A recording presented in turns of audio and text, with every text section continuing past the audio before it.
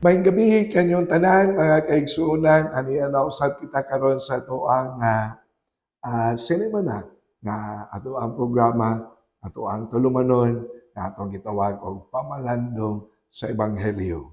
And then sa ato usab nga pamalandong matong pagkutluon gikan sa ikatulo nga Domingo sulod sa tuig, and then di nato sab kalimtan nga gitawag usab kini og National Bible Sunday. Ang Ginoo manaa kaninyo. Pagbasa gikan sa Santos nga Ebanghelyo sumala ni San Mateo. Yaw ikaw o Ginoo. Sa pagkadungog ni Jesus nga gibilanggo si Juan, miadto siya sa Galilea. Mibiya siya sa Nazareth ug didto puyo sa Capernaum, usa ka lungsod nga daplin sa lanaw sa Galilea, sa kayutaan sa Zabulon ug sa Naphtali. Sa ingon natuman ang gisulti ni propeta Isaias. Yuta sa Zabulon ug yuta sa Naphtali. Agianan padulong sa dagat, tabok sa Hordan. Galilea sa mga dili Hudiyo, ang mga tawo nga nagpuyo sa kangit-ngit nakakitag dakong kahayag. Kanila nga nagpuyo sa mangit-ngit nga yuta sa kamatayon, mudan-ag ang kahayag. Sukad niadto si Jesus nagwali o nag-ingon, hinulsuli ang inyong mga sala, kay hapit na maghari ang Dios. Samtang naglakaw si Jesus daplin sa lanaw sa Galilea, nakita niya ang duha ka managsuon na mga mananagat.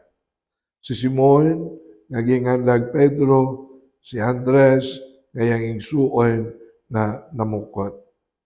Si Jesus miingon kanila, kuyog kamo kanako, ug tudluan ko kamo sa pagpanagat o mga tao.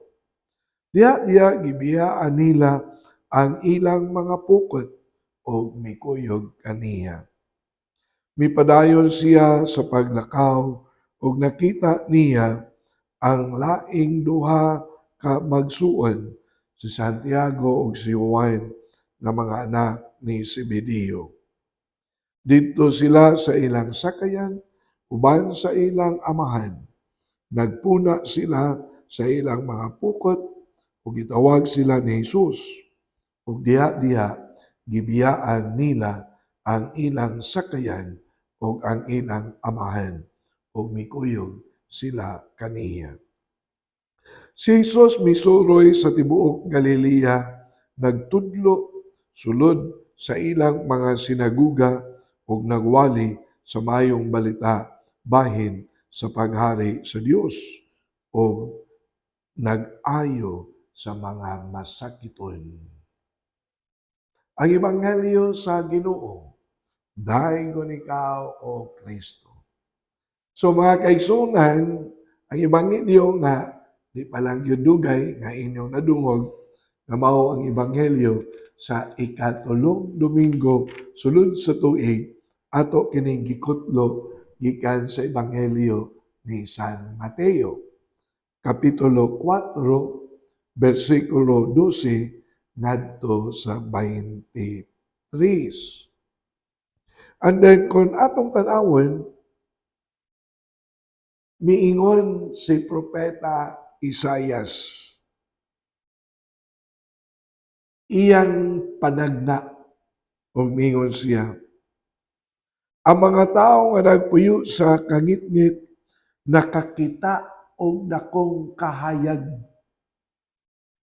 Kay lagi sa panahon ni Propeta Isaias, kining Zabulon, kining Naphtali, na magod ni sa boundary and then very progressive agricultural ang maong lugar, boundary ni sa ilang mga kontra, mauna nga prone sad, mo'y madali-dali po og atake sa ilang mga kontra, labi na sa mga Assyrians.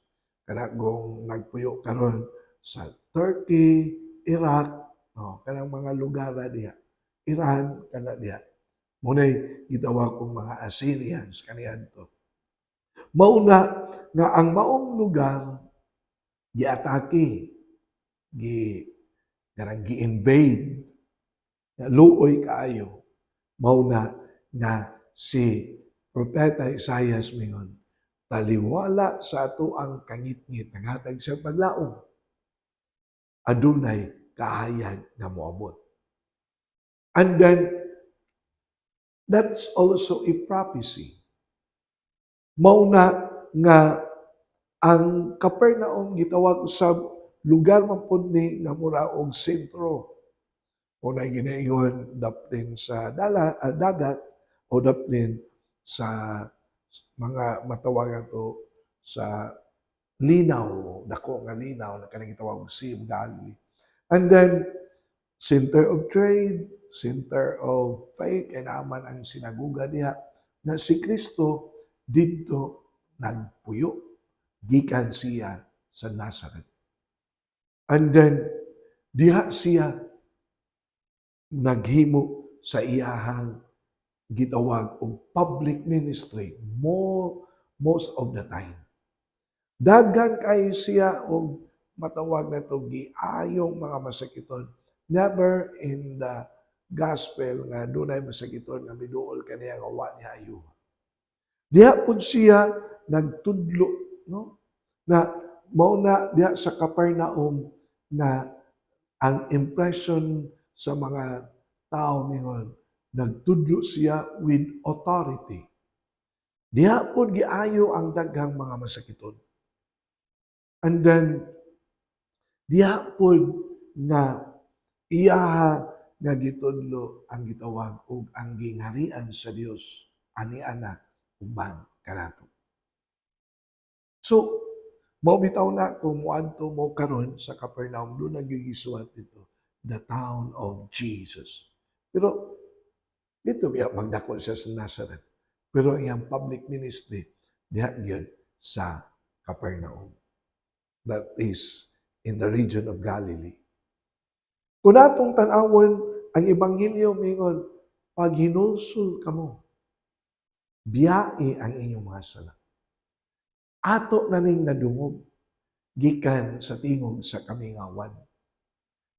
Gikan ni Juan na magbubunyag. Dili ba? Advent season. Unya, that is the first proclamation ni Kristo sa iyang public ministry. Si Kristo at this time, humana siya bunyagi ni Juan sa suba sa Jordan. Niya, nagpuasa, nagampo siya dito sa kamingawan. You are very familiar with that. Ngadiin, si Kristo gitintal sa yawa, dili ba? And then pagkadungog niya nga si Juan gibilanggo, that's the signal na he has to start his public ministry. Maunang iyahang sangyaw ang ingon. Hinulsuli o biyae ang inyong mga sala. Mao kini ang panawagan baya ni Juan dito sa kamingawan. As I have said, if you are familiar with that. So, this is the fulfillment of the prophecy made by Prophet Isaiah as we have heard or as we can read from the first reading. Nga taliwala sa kangit-ngit, moabot ang kahayag sa Dios uban kanato. That was a prophecy that has been fulfilled during the time of Christ. Dili ba ang prophecy miingon o midugang sa pag-ingon? Makakita gani mo mga kiang nga makalakat, buta makakita, mga lulid nga mga ayo, o mga patay nga mabuhi. Mao kana ti mailhan nga naabot na ang Mesiyas. Walay masakiton nga miduol ni Kristo nga iyang gibalibaran as far as the gospel is concerned. Never nga na-recorded nga doon na siya gibalibaran. Pila kabuok ang mga patay nga nabuhi. Ang anak sa biyuda sa Nain, si Lazaro, o uban pa. Pila kabuok ang mga masakiton nga iyang barog kuwaa ang imong higdaanan unya lakat. Sa ato pa, ang prophecy of Prophet Isaiah has been fulfilled. Yan ni Kristo. Si Kristo ang kahayag. Dili lang kay saksi siya si Juan mao ang saksi sa kahayag. Apan si Kristo mao gayon ang kahayag as mentioned sa unang pagbasa. Apan nindot kaayo ang matawag nato pagpakita sa iyang kahayag. Dili ba ang last part sa ebanghelyo nagisgot man og ang pagtawag sa mga apostoles, mga mananagat, giduol ni Kristo individually, nakig-istorya sila by names o ganya, sunod kamo kanako. And then, why daghang langas? Why daghang pangutana? Gibiyaan nila ang ilang tagsa-tagsa ka mga sakayan, mga pukot, source of livelihood ka na, survival ka na, o ang ilaha nga pamilya. Di na lalim. Loved ones na nila. And then, ang Ebanghelyo mingon dayon, immediately they followed Jesus. Unsa man ang naa kad Kristo na nakabarog umi sunod man dayon sila. Unsa may ilang nakita diha ni Kristo. Wa man sad isulti kung ang duna na ba'y nakadungog o nagkaistoryanay na ba sila o whatever before sila mitubag sa mao nga tawag. Pero pagtawag ni Kristo, immediately they followed Jesus. Mauna na sulod sa ilang kasing-kasing, klaro kaayo sa nga tanan nga nakita nila ang kahayag sa Dios diha sa pulong na gilitok ni Kristo, ang pulong na mingon, sunod kamo kanako. Sulod sa ilang kasing-kasing, nakita nila ang gingharian sa Dios nga nadanagan sa kahayag na gidala ni Kristo. Tungod sa kahayag na nakadanag sa mensahe nga mingon, the kingdom of God is at hand. Mauni, wala na sila'y pangitaon pa. Bisan ang source of their livelihood, na mao ang sakayan o ang mga pukot, ilang give up.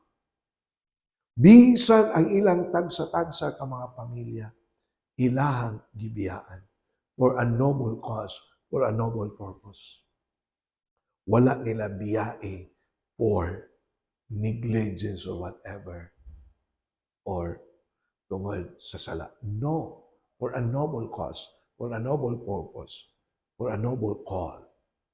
Mauni nga nindot kaayo ang ato apod nga ebanghelyo. Ang kahayag ni Kristo, si Kristo mao ang kahayag, ug diha ni Kristo mao kini ang mudan-ag unsa ang gingharian sa Dios. Once makita nato ang gingharian sa Dios sulod sa atong kasing-kasing sama sa nahitabo sa pagtawag sa mga apostoles, and then that's the time na maka-give up kita. Letting go, giving up sa mga butang sa kalibutan nga makahimong babag sa tuang pagsunod diha ni Kristo. Tingali, I do not know what are these things. Pero ang tagsa-tagsa nato kakaugalingon talking about the call to discipleships, nagkinahanglan tag kahayan gikan ni Kristo. Grasya gikan sa Dios. Nga makakita kita nga makaingon kining mga butanga is my comfort zone. And then tungod usab ni ini kini siya mo'y nakapababag nako sa pagpuyo sa kuang pagkatinunan ni Kristo. Even relationships, di ba? Gibiyaan ni sa mga apostoles ang mga pamilya. There are also relationships na makababag, makapabuta nato sa kahayag ni Kristo. There are things also, not just comfort, bisag material things. I do not know what are all these things. Pero with the light of Jesus, with the light of Jesus, and the light of Jesus, the presence of Jesus, the grace of Jesus, mao ni ang mupakita nato moingon. Kining mga butanga, you have to give up. Kining mga butanga, you have to let go. Otherwise, di ka kasunod ni Kristo. That is a point of reflection for each one of us. Mao ni nga makita ninyo ang kaanindot sa grasya sa Dios. Dili ba? Sa atong katisismo, sa 7 ka mga sakramento, dili biya ta makadawat sa other sacraments without receiving first the sacrament of baptism. Dili ba? Mao na ato ang elementary catechism. Nga naman, kay pinaagi sa sakramento sa bunyag, limpyuhan una ang ato ang kasing-kasing o unahuna ang ato ang kaugalingon sa sala nga panulundon. Aron ang sala nga panulundon nga ato ang nadawat gikan sa ato ang unang ginikanan, kinahanglan kuhaon kini kay mao ni ang makapababag usab kanato nga pagdawat sa kahayag ni Kristo diha sa gitawag og Dios nun nga grasya. Limpyuhan kini sa tubig sa sakramento. And then, iniglimpyo aron makasulod ang Diyos ng grasya. Once inikasunod sa Diyos ng grasya, mahimo kita na Kristiyano. Mahimo kita na anak sa Diyos. Mahimo usab kita tinuod na tinun-an ni Kristo nga nakakita na sa kahayag ni Kristo. And then, dili lamang usab diha. Dili ba inig sakramento sa konfirma, bata pa man tas bunyag, pero inig konfirma kita gyud ang mulitok sa pulong, isalikway nako ang gahom ni Satanas. Mituo ako sa Dios. Coming from our mouth, kita na ang mo profess. Kani adto sa bunyag ang ato ang mga ginikanan, ato ang mga sponsors, mo'y mutubag sa mga maong pangutana on behalf nato. Pero sa confirmation, sa sakramento sa confirmation, kita na giyon ang mingon. Isalikway, nagatuo ako, ug unya, that is an expression of our faith that we see the light of Jesus and we see Jesus, the light of the world. Mao ni ang atoa nga ebanghelyo. Mao ni nga pindot kaayo sa tanan ang prophecy of Prophet Isaiah nga mingon, taliwala sa kangit-ngit naabot ang kahayag sa Dios. Paglaom, inspirasyon na taliwala sa ato ang pagkamakasasala. Diha sa grasya sa Dios, kita maiwagan o kita makapadayon sa panaw sa kaluwasan. So, anhi lang sa kutob, and then sa ato anang naandan, ato ang magyong iampo kanunay ang ato mga kaigsuonan nga mga masakiton. Amo lang itong amahan, amo pangayon diha kanimo na imo untang ayuhon ang tagsa-tagsa ka mga balatian, mga sakit na diin ang mga kaigsuonan nag-antos na unta matagaan sila kaayuhan silang tagsa-tagsa ka mga balatian. Naunta naa kanunay ang kadasig, kalig-on sa ilang tagsa-tagsa ka kaugalingon. Ug amo sa appeals pag-ampo nag-atiman kanilang mga masakiton na magmakanunayon sila sa gugma sa pagmangalagad kanila. Kining tanan among gituboy ngadto ni Kristo nga among Ginoo. Amen. Ani lang sa takot mga kaigsunan, magkita na punta sa sunod nga Sabado. Alas 6 sa gabi sa tuang FB account, Archdiocese of Cebu, Katikitikan Ministry.